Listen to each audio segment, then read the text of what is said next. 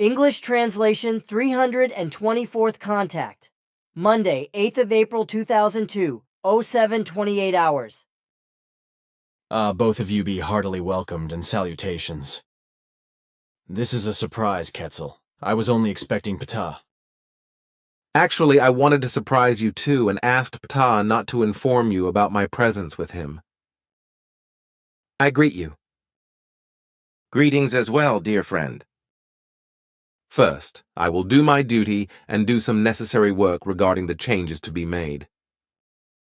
So I will leave immediately and come back to see you later. I will see you then. See you.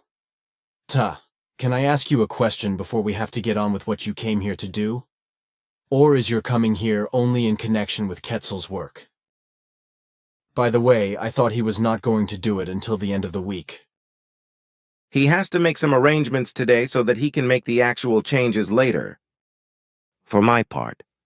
However, I have various things to discuss with you, which relate to the concerns of the American grouping and to the drawing up of its statutes and contracts, with regard to which I have instructed you to present the necessary facts at the group meeting.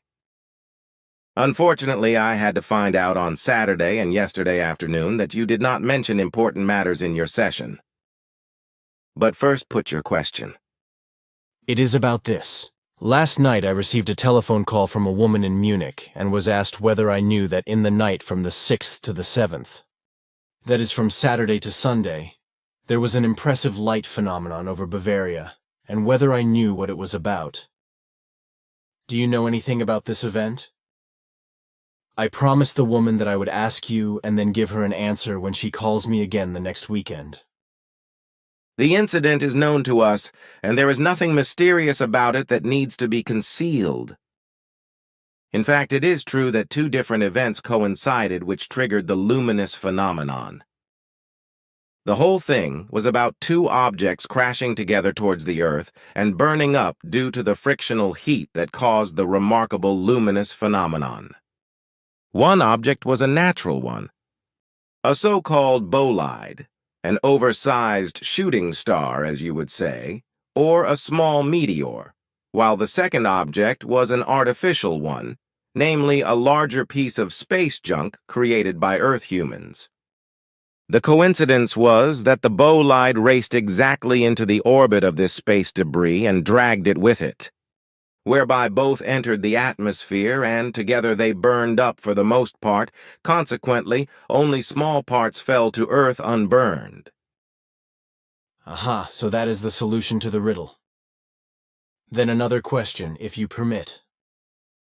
Of course. I was approached as to why in the great religions and sects, etc., the deity or main deity or supreme deity, that is, the main god or supreme god, is always male and not female. Do you know the reason for this? For my part, I guess that the reason lies in the imperiousness of the male. Since ancient times, religious and sectarian power has always been in the hands of men, so they have always given a male name and halo to the god or gods of their religion or sect, but also the fact that women were considered inferior beings and treated accordingly, without any intelligence, power, energy, abilities, etc.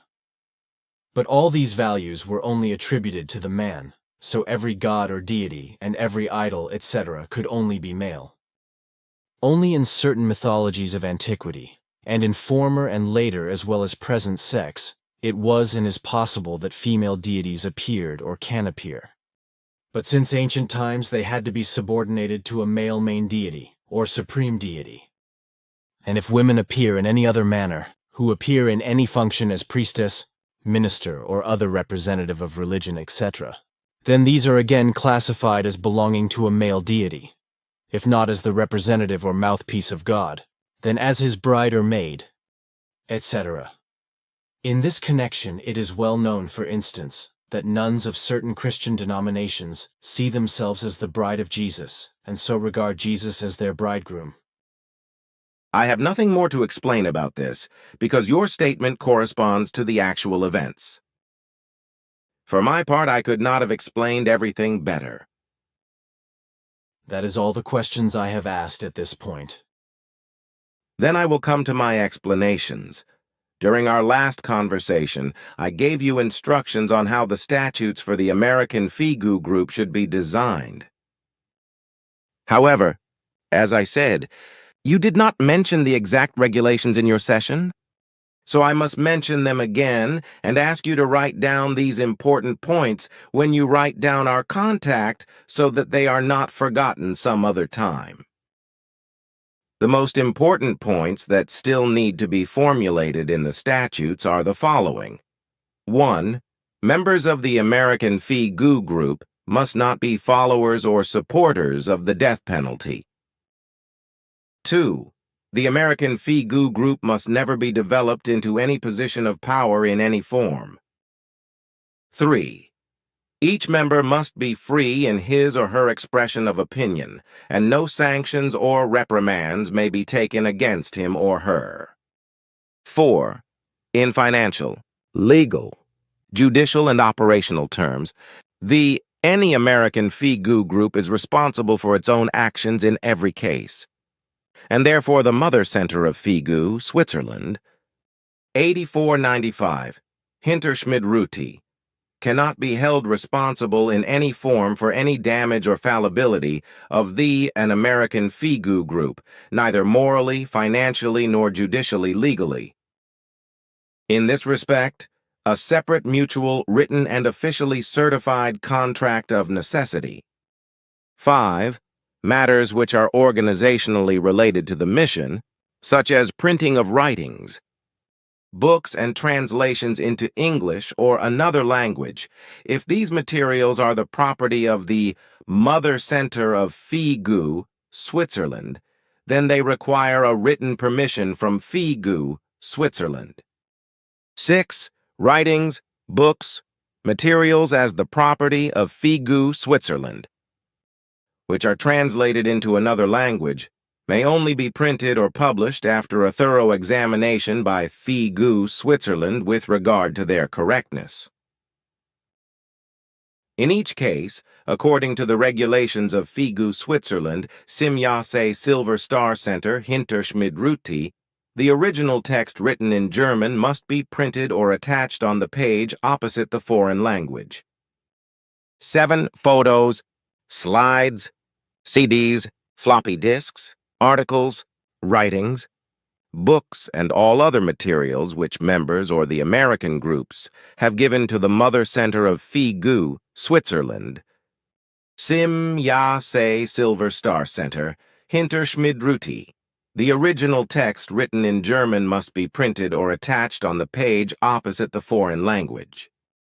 8. In each Figu grouping, all the members have the same value status, without distinction of position to be exercised, and consequently, neither the board of directors, nor the president, nor an ordinary member has different or more rights than another member. The rights are the same for all members of the group and therefore without distinction, therefore any member can occupy any position on the board if appointed to do so. 9. If there is any kind of incorrectness, which in any gross measure is not in accordance with the rights, violates the national laws, or is destructive to the Figu Mother Center of Switzerland or its mission and other values, then the Figu Mother Center of Switzerland, Hinterschmidt-Ruti, 8495 Schmidt-Ruti, Cha-ZH, can dissolve the correspondingly fallible American Figu Group and declare it null and void. These are the most important points which still have to be worked into the statutes for the American grouping and may under no circumstances be omitted. To what extent are we at the Mother Center or the core group of 49 actually obligated to work for the mission in America? Your task lies solely in the overall area of the German language. For America, you are working according to your own decision and according to your own free will, so there is no fixed obligation for you in this regard. For our part, we distance ourselves directly from this country, because in many respects it does not correspond to many human rights and laws. as well as many humane rules and in many-fold form to human dignity, as one can demand of a country that is led in a humane and therefore human and human-worthy manner. So we see America out of consideration of your responsibility in every respect. But if you do engage in activities for this country, then you must be extremely careful with your security in every respect, because the incredibly primitive legislation and inhumane criminal legislation and its primitive and inhumane forms of imprisonment, etc., could endanger and destroy everything of your possessions and even the whole mission. So, extreme caution is required for you in every respect of interaction with America in any wise. Thus, it is also necessary for you to safeguard yourselves in the best possible manner with regard to all kinds of things with regard to American FIGU groupings by means of appropriate articles of the statutes as well as contracts and provisions, etc. with regard to America and the laws which prevail there. I must repeat that extreme caution is required for the FIGU of the Mother Center of Switzerland, which is why special security measures must be taken with regard to the formation of American FIGU groups. Yes, these are all the things you asked me to name and order at the General Assembly. In fact, unfortunately, I have forgotten them. This will certainly not happen again, because this time they will not be said offhand, but officially, so they will appear in the report of the meeting and will be openly accessible to all group members. That would have been necessary already with my explanations, but unfortunately we discussed these matters outside of the official conversation. Yes, that is right, but we cannot always pay attention in all conversations to what needs to be officially mentioned in addition to the otherwise already official information, etc. Besides, the contact report conversations in written form would become more and more extensive. That is correct. We also have to take into account that often matters are discussed that do not belong to the public and must remain secret in other ways. If we were to transmit the entire conversation material in each case, it would be very troublesome for you to remove from the respective conversation report everything that is not intended for the public and also not for the group members. When you are right, you are right. But now something else. In certain cases, we make calculations of a person's life expectancy, especially when someone is elevated to the presidency of a country, etc. Do you also make such calculations, for example regarding your person, who is of a certain importance? This is indeed the case.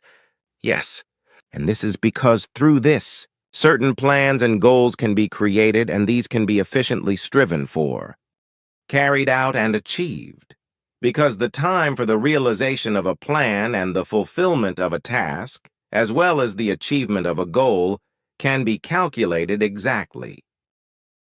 And if you ask me how the calculations look like with regard to my person, then I may well tell you the result, which is 1,218 years. That is how old I want to be. The things I could do there. Man, oh man. But I will be knocked off the tree much earlier. What I mean is that I will not get that old because I will die much earlier and enter the eternal hunting grounds. But to think about that and to mourn would be out of place. Bang, there he is. You finished your work yet, Quetzal? That is of correctness. The rest I will do in 2 or 3 days. If it is all right with you, I would like to talk to you for a while, in a purely private wise. Nothing stands in the way of that. Then I will say goodbye now, dear friend. It will not be very long before I visit you again. And what I want to say, next Thursday, Njana will be doing corrections with Bernadette and you. But the week after I will be in charge again, and maybe Florina too if something should arise that requires me otherwise. Goodbye, Edward. Goodbye, Ptah. Thank you for your visit, for your patience, and for your repeated explanations. Sahlomi, and off he goes. It is always funny, Ketzel, even though I got used to your sudden appearance and disappearance from the very beginning. It always touches me strangely every time. You are just suddenly there or gone again. It is just all very different from the way you see it on TV when they beam in the future films. The flickering etc. shown there is simply completely missing, because everything is really so lightning fast that there is no flickering effect or the like. The strange thing you are talking about, I think, is understandable. But now I want to discuss some important things with you. On the one hand, these are of a purely private nature. On the other hand, they concern matters relating to meditation, which I will address first. As Ptah has already explained to you, from now on the later evening meditation taking place in the center will be postponed by 30 minutes, both in wintertime and in summertime. So during wintertime it is to be done at 20:30 hours, and during summertime at 21:30 HRs. In the future, meditations can also be done in the Sohar Center at these times, if any group members have chosen to do the Sohar meditation at these times. From now on, this also applies to all other center meditation times, at which meditation can also be done in the Sohar Center, which will certainly be a relief for some group members. Unsuccessful meditations in the Sohar Center, such as entering the meditation room too late or falling asleep during meditation, only need to be made up for once. The same will apply in the future to all incidents that lead to impairment or failure of the meditation. Regarding the meeting on these Fridays, I recommend that it should be concluded on the full hour after the meditation. All other measures for multiple meditation repetition, which have been necessary up to now, will be dropped from now on. All other necessary matters, such as those concerning hygiene care and other temporal changes, have already been explained, and you have also recorded these in the Contact Conversation Report of April 4th. With this, I have explained everything necessary in this regard, so I will now turn to private matters. Please, I am all ears. Then I will first bring up the following.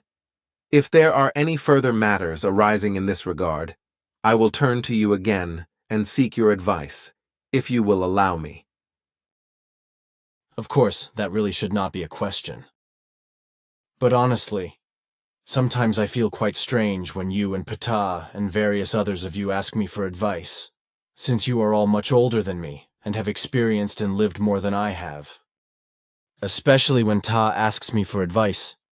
I sometimes do not know whether I should sink into the ground because of the shame that rises up inside me, because I am asked for advice by an older gentleman who is more than 700 years older than me. Especially to him, I must seem like a boy who still has a lot to learn. Only my reverence for him, as for the rest of you, always prevents me from— Excuse me, dear friend, but I must interrupt you, for you are humiliating yourself.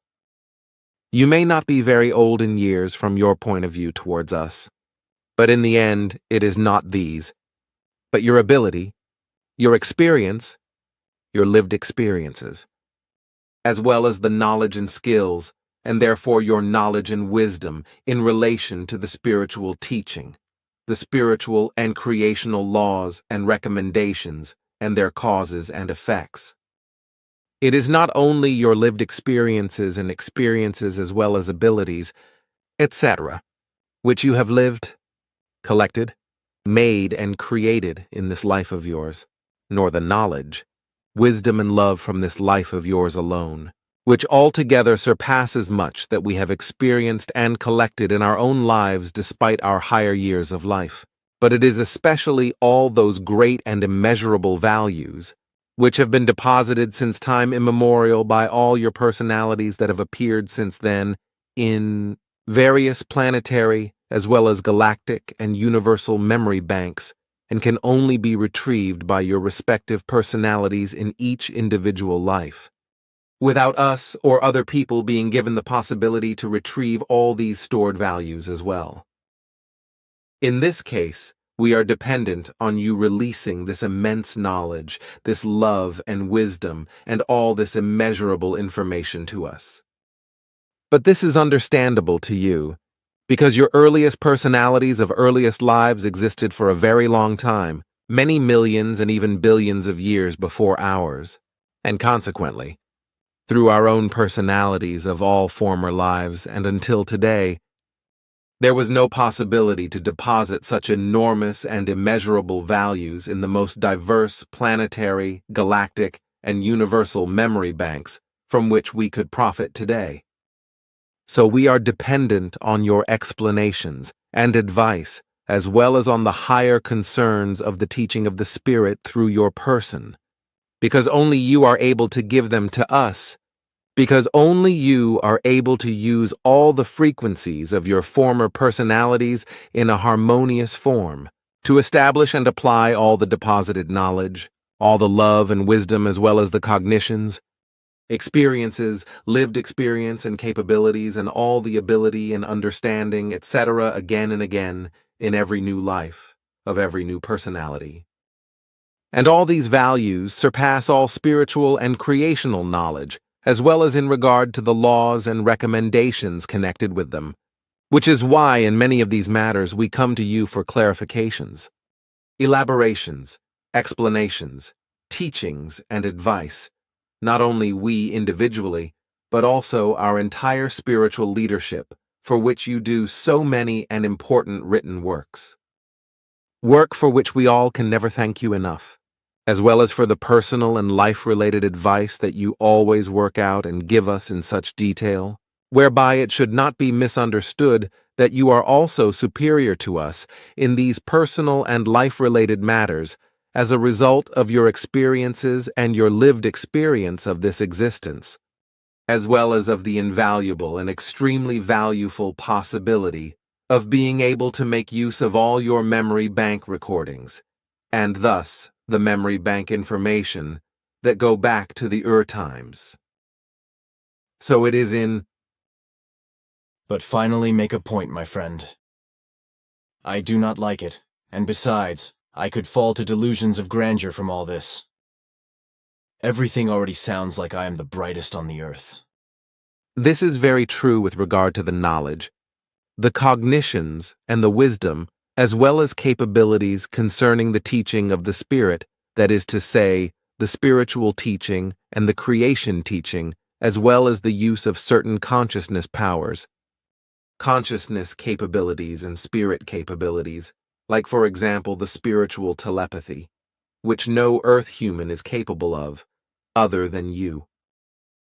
You see, this is exactly why people have been attacking me for years, making me out to be the greatest, the brightest, the most clever, the most able, the most knowledgeable, and so on.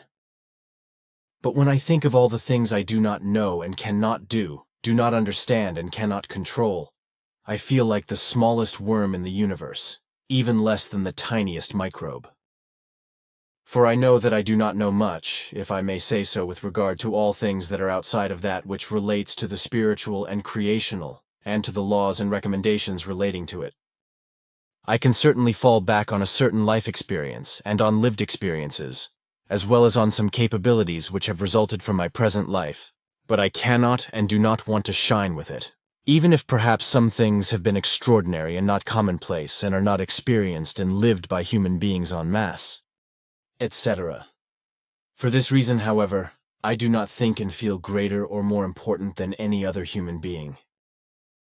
In fact, I think and feel equal to any other earthling or anyone else in the depths of the universe, and no matter if child, woman, or man. So I am no more and no less than any other human being. Effectively, I am neither a hero nor a superhuman, nor supernatural or omnipotent. Truly, all my life I have tried to be no more and no less than a man of action, to fulfill my duty as a human being and my mission and my promise in this regard, without deriving might from it in any form whatsoever, without making profit from it, without being arrogant, sectarian, lying, unjust and domineering or indulging in idleness, exploiting my fellow human beings or oppressing, harming, harassing or enslaving, subjugating or deceiving them, etc. I would like to say this very clearly and plainly for all those who slanderously spread other things about me, who accuse me of all these mentioned things and malignities and try to blame me. We know that evil-minded ones are spreading these forms of slander to you. But we all know very well that none of these slanders apply. It is nevertheless very regrettable that such untruths are spread. Unfortunately, misunderstandings and lowly intelligent presumptions, which often lead to misunderstandings which can be rationally clarified with you and by the facts, by those who spread lies and slander about you, misunderstand any things, and accordingly also form a wrong idea or attitude with evil and unjust thoughts and feelings towards you.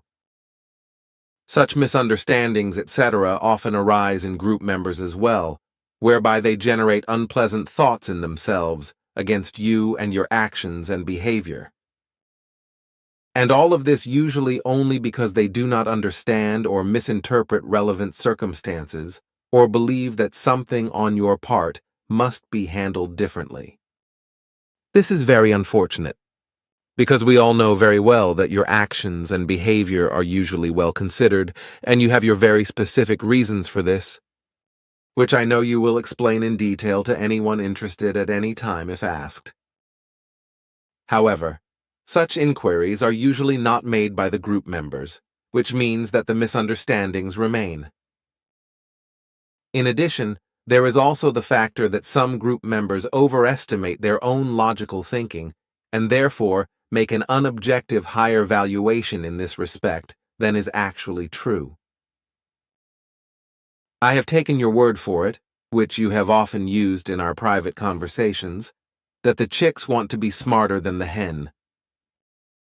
And unfortunately, this is exactly what applies to certain group members, which unfortunately leads to disagreements and misunderstandings.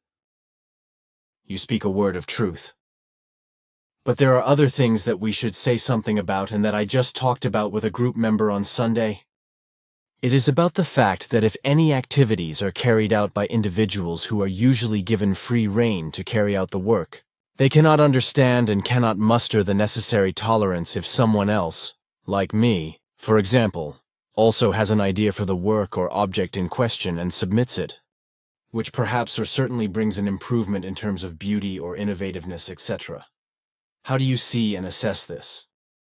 The experience and those lived experiences with you, since all the years of our acquaintance, has always shown me clearly and distinctly that even if you have already set up a concept or realized something, you have always been so tolerant that you have always accepted an idea from someone else and used it.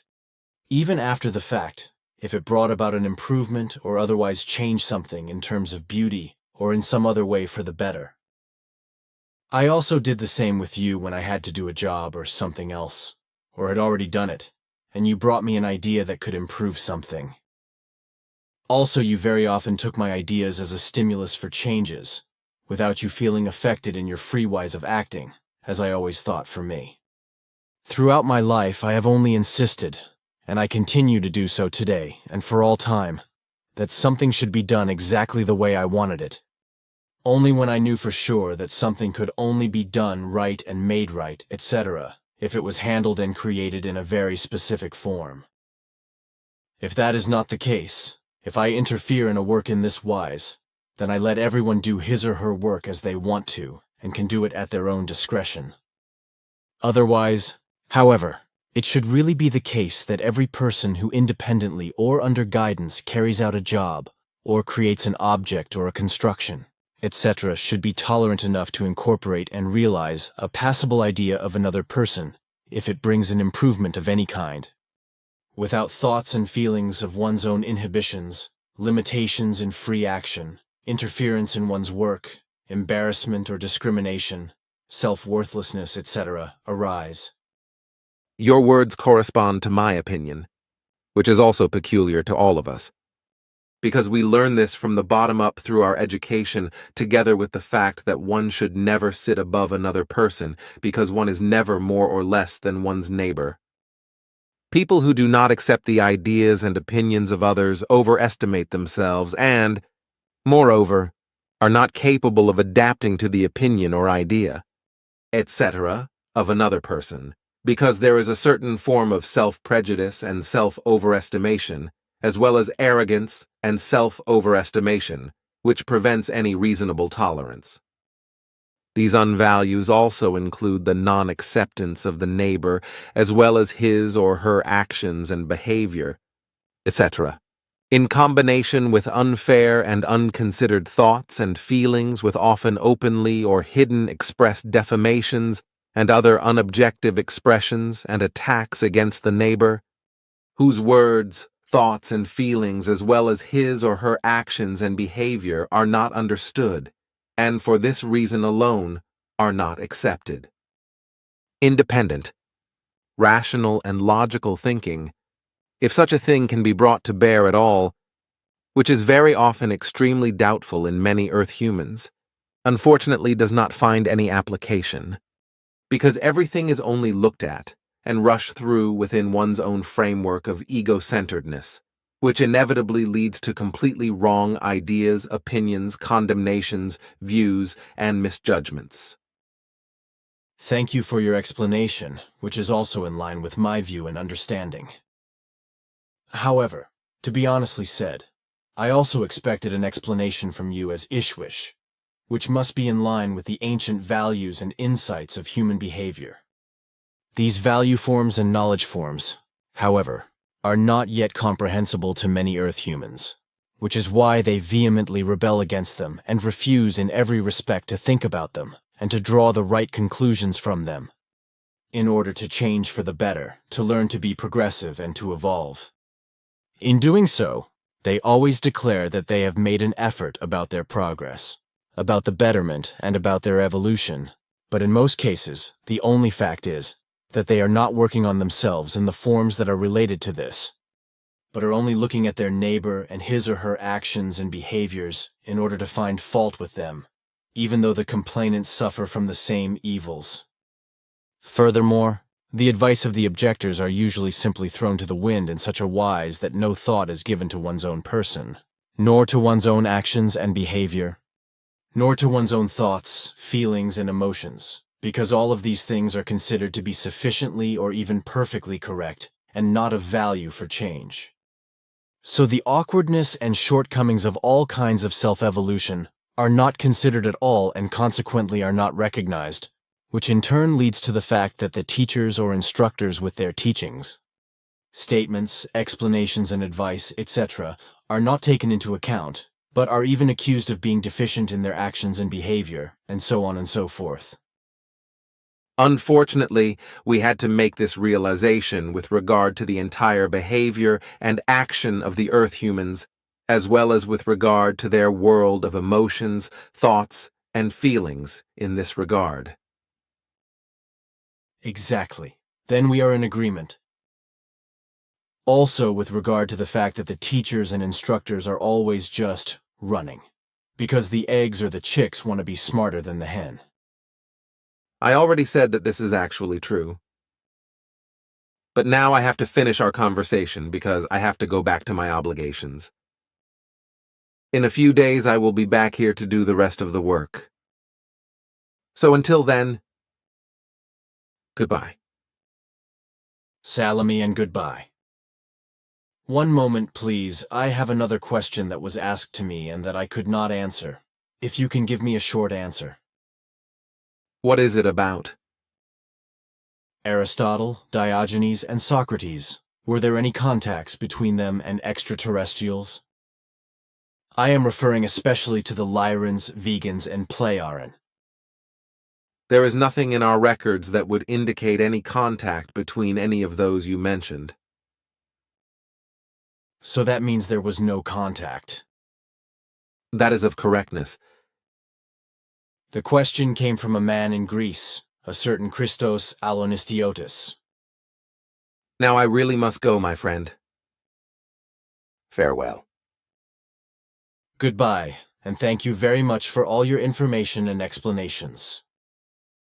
Take care. Salome, you tireless questioner.